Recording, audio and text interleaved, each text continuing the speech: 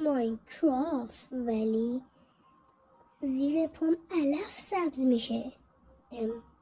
منظورم اینه که یعنی زیر پام بلاک میاد، راه برم بلاک میاد.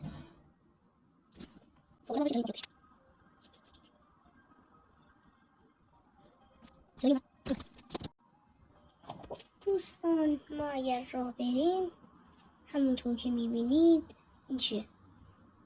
شم. همونطور که میبینید زیر پایمان چیز یعنی بلاک سبز میشه و هدفم پیدا کردن یه دایموند خوشمزه است. خب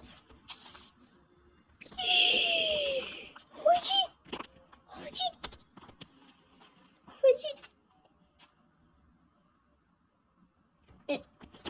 آها راستی اصلا چوب ندارم.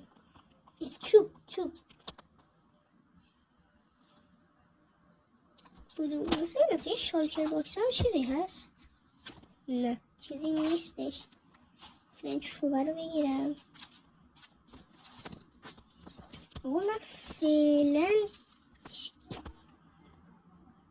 من فعلا برای اینکه چیز بشه باید بپرم. لاوو اینجا چیکار میکنه؟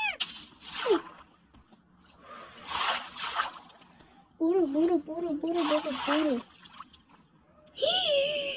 خوشی آقا بمیرم ویدیو تمومه. خب چیکار کنم؟ خب بریم اینجا. حالا بریم اینجا.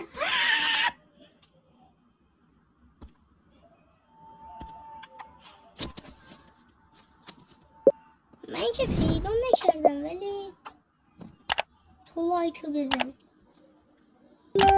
دنبالم کن.